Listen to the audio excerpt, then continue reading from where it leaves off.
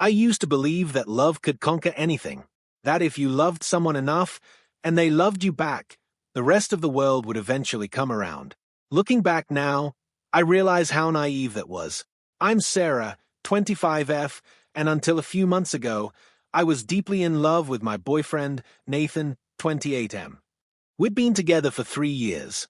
I genuinely thought he was my forever, someone who'd weather life with me, no matter what storms came our way. At first, everything was great. His parents seemed to like me. They'd invite me over for dinners, ask about my mom and my sister, and even laugh at my awkward jokes. I felt welcomed, maybe even loved. Coming from a small, close-knit family of just my mom, my older sister, and me, it meant a lot. My mom raised my sister and me single-handedly since I was 9 months old. She worked herself to the bone as a hospital attendant, often juggling shifts just to keep food on the table. She wasn't perfect, but she gave us everything she could, and I never doubted her love. My sister, Nisha, is married to the kindest man alive, and they've always been my pillars of support. But Nathan's family was different. Things started to shift after his older brother, Michael, got married to Claire. She was everything his parents seemed to adore, a doctor from an influential family, always dressed elegantly, with the kind of poised, graceful demeanor that made people compare her to royalty. Don't get me wrong, Claire is lovely. She never made me feel less than, but the shift in his parents' attitude toward me was undeniable. They began to pick at things they used to ignore.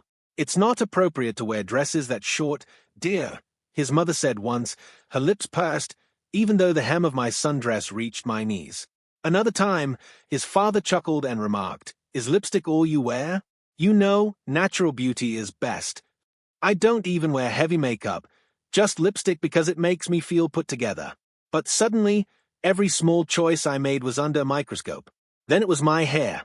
I dyed it a soft chestnut brown a few months back, and his mother tilted her head with that polite smile that wasn't really a smile. "Are you sure this color suits you, dearie?" Claire's natural shade brings out her features so beautifully. It wasn't just me anymore. My family wasn't spared either. One afternoon, during a family lunch, his mother casually mentioned, "It's interesting how siblings can be raised so differently. Your sister seems so grounded." I suppose having a father figure made all the difference for her husband's family. It was a thinly veiled jab at my mom, suggesting she hadn't raised me properly.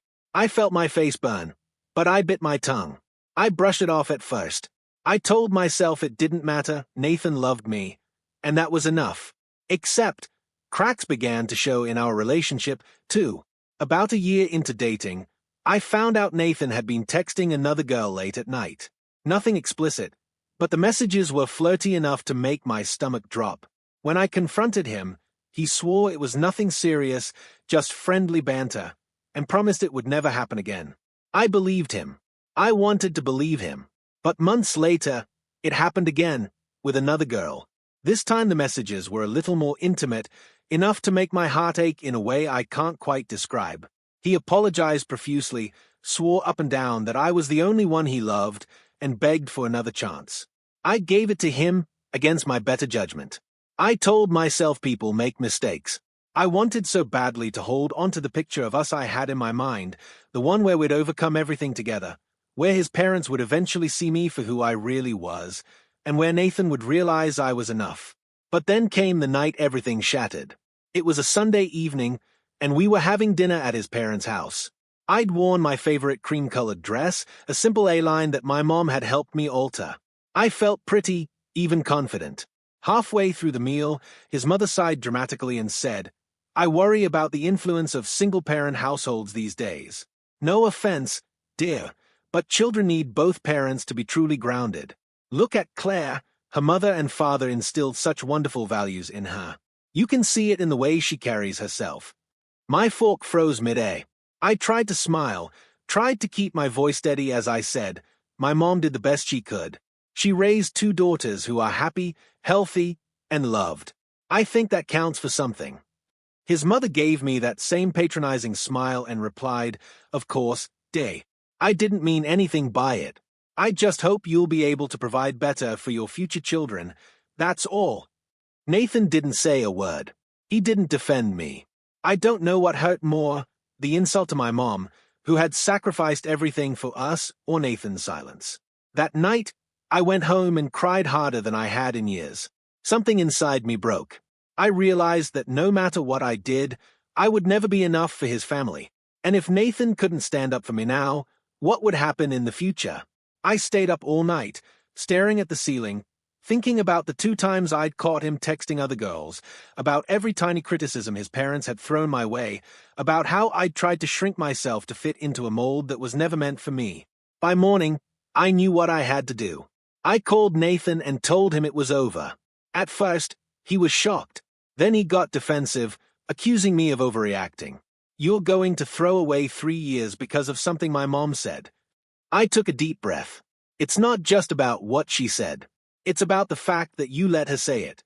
There was silence on the other end of the line. I hung up before I could change my mind. For days, I felt hollow, like I'd ripped out a part of myself. But underneath the ache was a flicker of something I hadn't felt in a long time: resolve. I didn't know what was next for me, but I knew I couldn't keep living like this, constantly trying to prove my worth to people who had already decided I'd never measure up. I owed it to myself and to my mom to become someone we could both be proud of. The morning after I broke up with Nathan, I woke up with swollen eyes and an ache in my chest that felt almost physical. It wasn't just the loss of him, it was the death of everything I thought our relationship stood for. I kept going back to that dinner table, to his mother's sharp words about my mom and Nathan's silence.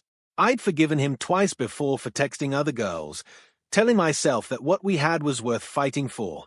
But that night made me see the truth. It wasn't just about his mistakes anymore. It was about me constantly shrinking to fit into a box his family had built, a box where I would always fall short of Claire, where my lipstick was too much, my dresses were too short, and my hair color never quite right. I spent the next few days in a haze, alternating between crying and trying to distract myself. My mom and my sister Nisha didn't press me for details, but they knew.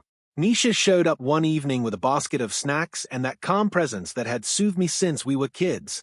"You don't have to tell me everything," she said, handing me a mug of chamomile tea, "but I can see you're hurting. And it's okay to grieve, Sarah. You gave him your heart. It's going to hurt for a while." Mom, on the other hand, didn't mince words. "I always had a feeling about that boy," she said gently, not unkindly. "A man who can't defend the woman he loves isn't ready to be a partner." Her words stung, mostly because they were true. I avoided social media like the plague, not wanting to see pictures of Nathan, his family, or Claire and Michael's perfect life. But about a week later, a mutual friend accidentally let something slip. We were catching up over coffee when she hesitated, chewing her lip before blurting out, "I probably shouldn't say this, but Nathan's mom's been trying to set him up with someone. That's why she was being so cold to you. She thinks this girl is more suitable for the family." I felt the air leave my lungs.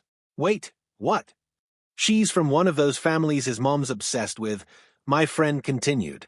"Apparently, they've been talking for months. I thought you knew." I didn't. I walked home in a daze, my mind replaying every moment of the last few months, the sudden shift in his parents' behavior, their relentless comparisons to Claire, the subtle jabs at my background. I'd spent so long wondering what I'd done wrong, trying to fix myself to fit their impossible standards, only to realize they'd never intended to accept me. They didn't want me because they already had someone else in mind. It was a bitter kind of relief, the kind that comes from realizing the fight was never fair to begin with. No matter how hard I tried, I would have lost. That night, I sat with Mom in the living room, my head resting against her shoulder. "I found out why they didn't want me," I said quietly. Mom sighed, smoothing a hand over my hair like she used to when I was little. "It doesn't matter why, Sarah. People like that. They're always looking for someone to measure you against. You'd never have been enough for them because they never wanted you to be." But I kept trying, I whispered. I kept forgiving him, even after the texts, even after everything. I kept hoping. "You loved him," she said simply. "There's no shame in that. But love isn't supposed to make you feel small." I cried into her shoulder, letting the last of my denial drain away. Over the next few weeks, I started to piece myself back together. I threw myself into work, took long walks, and spent more time with Nisha and her husband. They never made me feel like I had to earn their love. But even as I healed, I felt a restless itch under my skin. I couldn't stop thinking about the dreams I'd put on hold for Nathan, the master's degree in business analytics I'd deferred twice, the career I'd once been so passionate about. One evening, I found myself staring at the acceptance email from a university in Australia that had been sitting in my inbox for months. I thought about the endless cycle of trying to prove myself to people who had already written me off, about how small my world had started to feel. Maybe it was time to start over. When I told Mom and Nisha about my decision to move to Australia, they were nothing but supportive. "You've spent enough time dimming your light," Nisha said, hugging me tightly. "Go build the life you deserve." Mom's eyes misted over, but her smile was proud. "Your happiness is all I want for you. Go, Sarah. Make something beautiful for yourself." Leaving home was bittersweet. I'd never been more than a few hours away from my family, and the thought of starting over in a new country was terrifying. But as the plane lifted off the runway, I felt a strange mix of fear and exhilaration. For the first time in years, my life was entirely my own. The first few months in Australia were tough. I juggled classes, part-time jobs, and the crushing weight of loneliness. There were nights I lay awake questioning everything. Had I made a huge mistake? Would I ever feel at home here? But slowly, things began to shift. I found a rhythm, making friends in my program and exploring the city on weekends. I discovered cozy cafes where I could study for hours in hidden corners of the city that felt like mine alone. And somewhere along the way, I began rediscovering the parts of myself I'd buried in the chaos of my old life, the ambitious, passionate woman who had once dreamed of building something extraordinary. By the end of my first year, I'd landed an internship at a small but growing fashion house. It wasn't glamorous, and I was hardly making millions, but I was learning, creating, and slowly carving out a place for myself in a world that had always fascinated me. For the first time in a long time, I felt like I was becoming the person I was meant to be. I didn't know it yet, but my past wasn't done with me, and neither was Nathan. By the end of my second year in Australia, my life had transformed in ways I never imagined. What started as an internship at a small fashion house turned into a full-time role as a junior designer. I found myself sketching, sourcing materials, and even experimenting with accessories, particularly hats. Millinery had always fascinated me, but I'd never taken it seriously before. In Australia, though, I discovered that hats were not just accessories, they were statements. One evening, while working late, I created a deep navy felt hat with a cascading ribbon purely for fun. My boss, Marissa, spotted it and practically snatched it off my work table. "Sarah, this is incredible. Do you realize what you've made?" I laughed nervously. "A hat?" She grinned. "Not just a hat. A piece.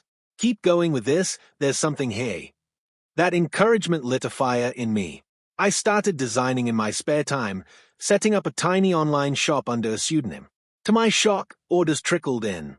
Word spread, and within a year, I was running a thriving side business. Despite my growing success, I kept my personal life quiet. No one back home knew much beyond the occasional doing well updates I sent my mom and sister. It wasn't that I was hiding out of spite, I just wanted this chapter to be mine, untainted by old expectations or comparisons. Then I met Adam. It happened at a spring fashion exhibition where my fledgling collection had been invited to show. I was nervously rearranging my display when I heard a deep, warm voice behind me.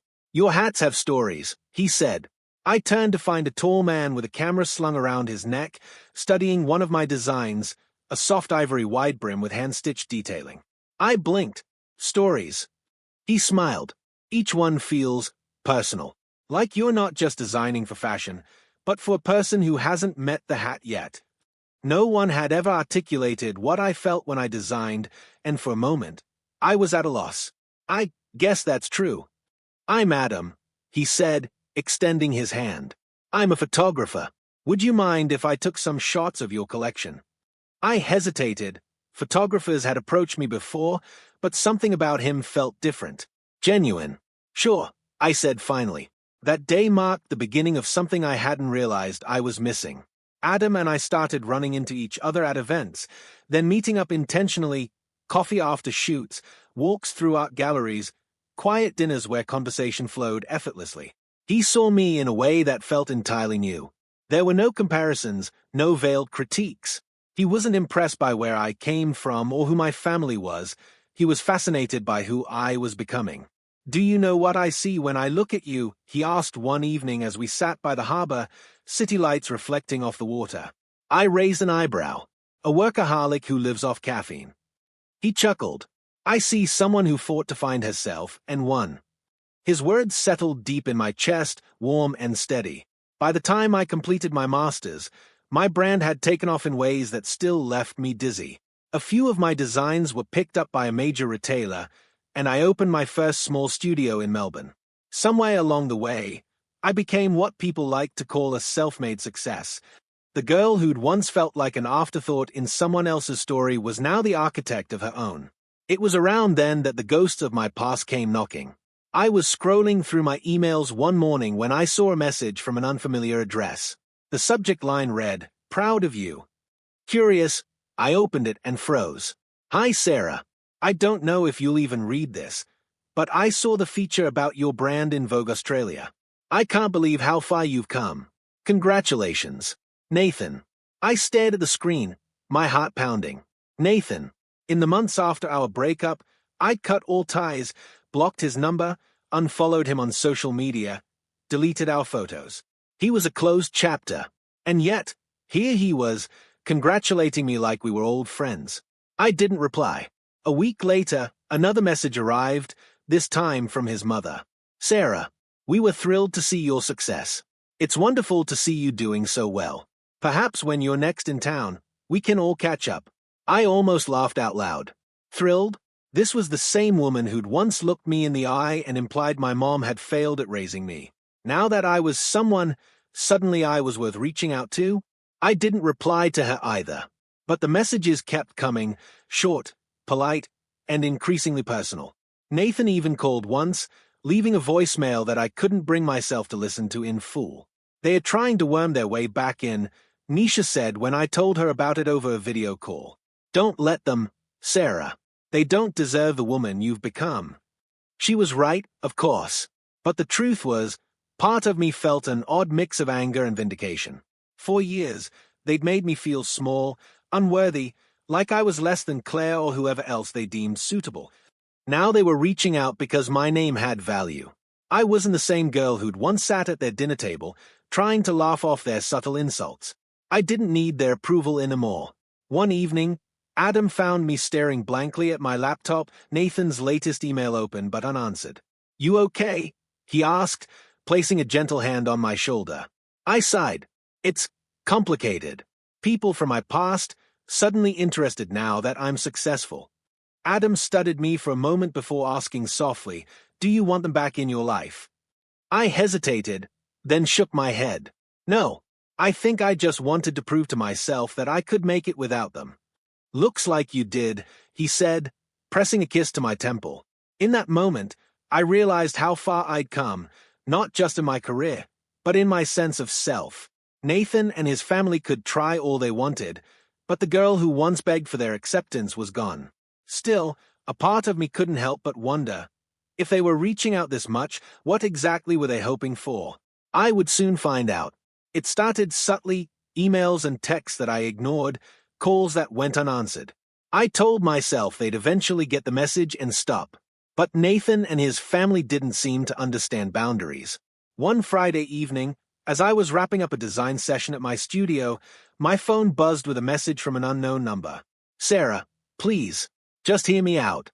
I'm in Melbourne for work. Can we talk?" Nathan. I stared at the screen, my stomach knotting. Part of me wanted to delete it instantly, but another part, curious and perhaps seeking closure, hesitated. After years of silence, what could he possibly have to say? I didn't respond. The next day, a bouquet of lilies, the same kind he used to bring me when we were dating, arrived at the studio with a note. "You've built an incredible life, and I'm proud of you. I'd give anything for a chance to explain." I left the flowers in the corner, unopened. That night, I told Adam about the messages. We were curled up on the couch, his camera gear sprawled across the coffee table after a long day of shooting. "He won't leave me alone," I admitted.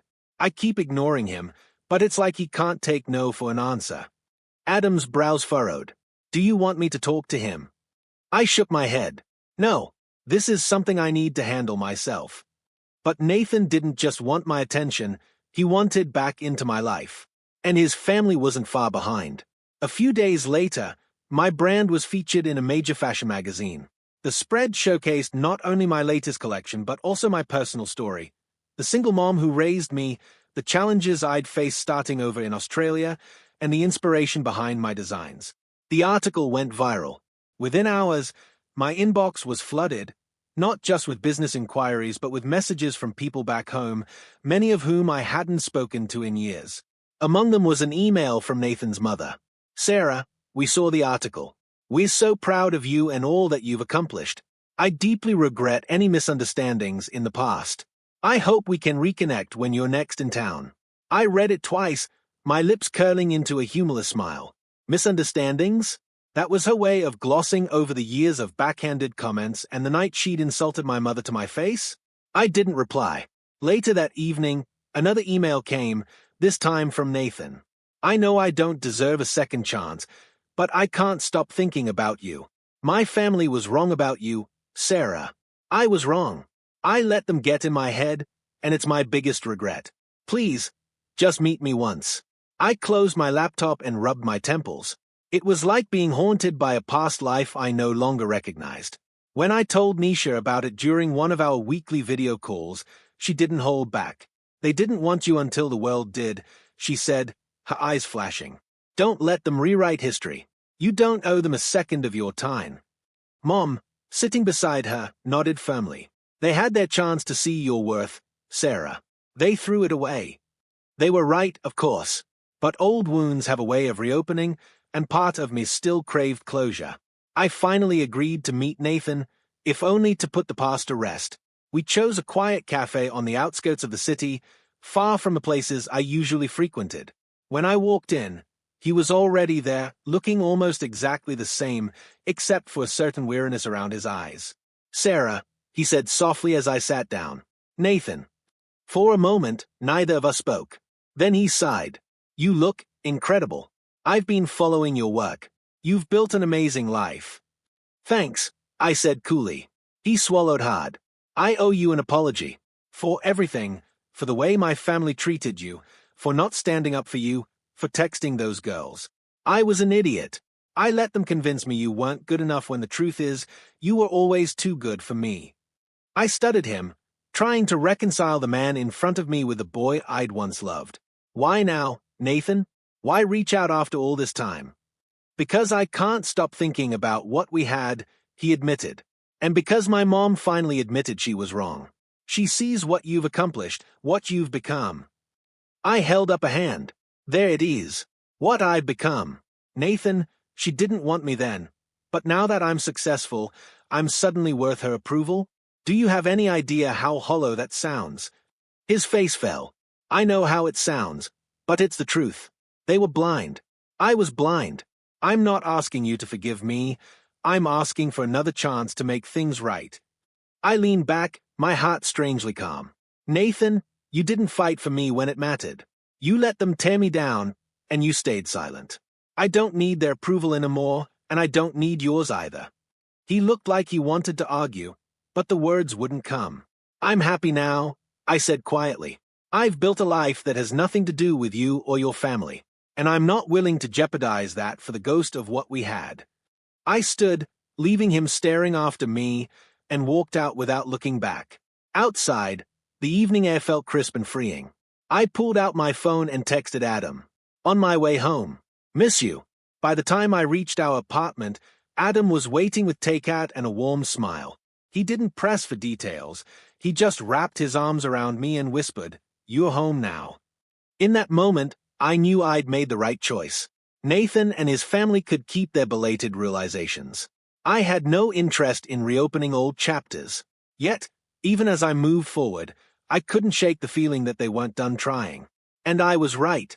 Weeks passed after my meeting with Nathan, but the ripples it caused in my life didn't settle easily. I thought that telling him I'd moved on would close the chapter for good.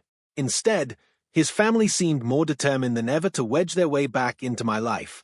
The first attempt came as an invitation, an embossed envelope that arrived at my studio one Tuesday morning.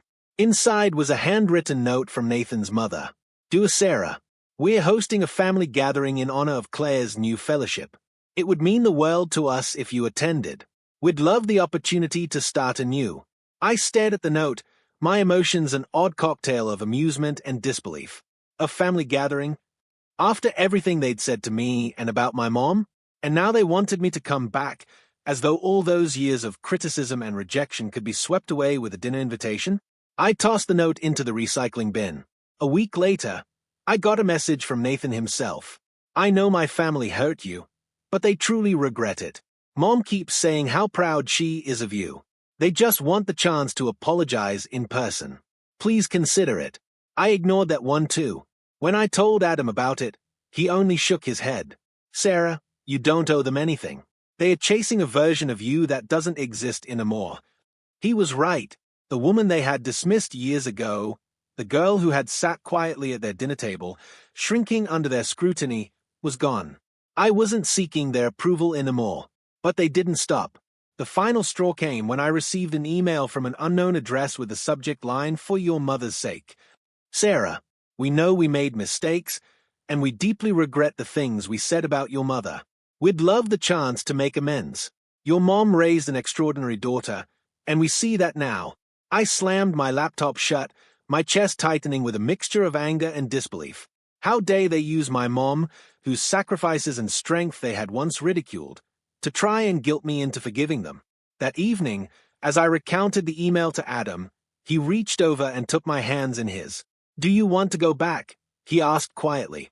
No, I said instantly, surprising even myself with the firmness of my answer. Not for them.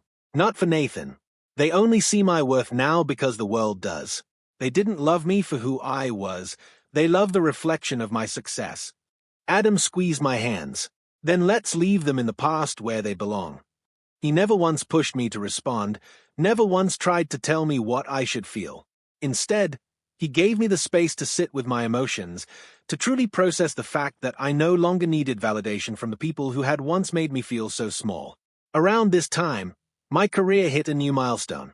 My latest collection debuted at Melbourne Fashion Week to overwhelming praise, and Adam's photographs of my designs were featured in multiple international publications.